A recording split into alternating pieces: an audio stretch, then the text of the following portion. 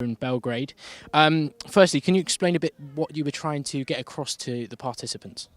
Well, the topic of my lecture today was not only media literacy, which is important as it is, but also the way that independent media in Serbia are addressing those topics, and the way that we are the problems that we are facing with educating and training of young journalists, the problems that we are facing with government control, financial problems, and so on and so forth.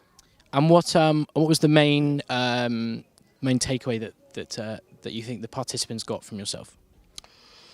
Well, I hope at least that they were able to understand what are the main difficulties the journalism today in Serbia, to understand that there is only few people who are still there in order to serve the public interest when it comes to media, and to see how difficult their job is at the moment.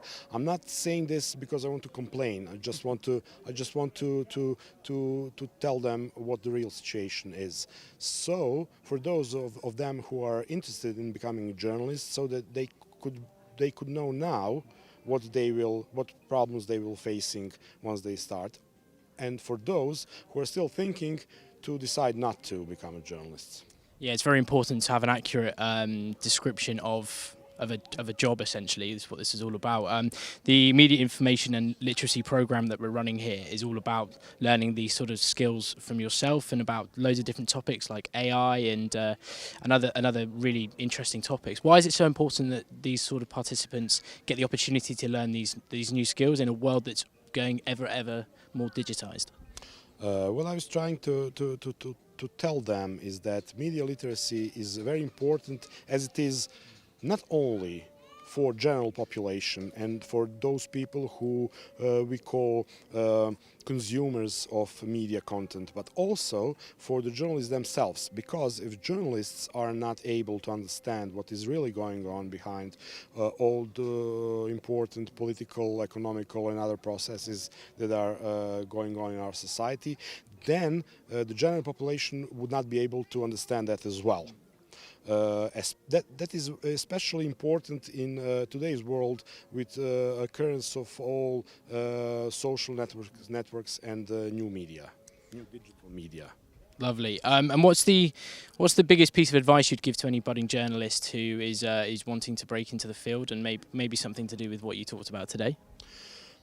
It is very difficult, but at the same time it's very rewarding. I know all the problems, all the difficulties of Serbian journalism, but still, after almost two decades, I'm still a journalist.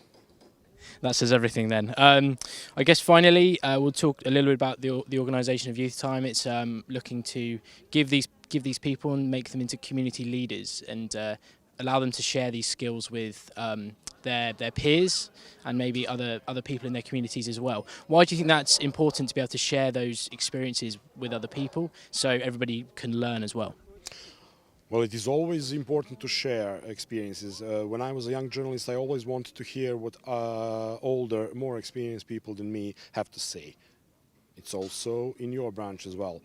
It's always good to share experience, because that's the best way to learn how to do something and how not to do something. Okay, I think that's brilliant. Thank you, Voykan. Thank you very much.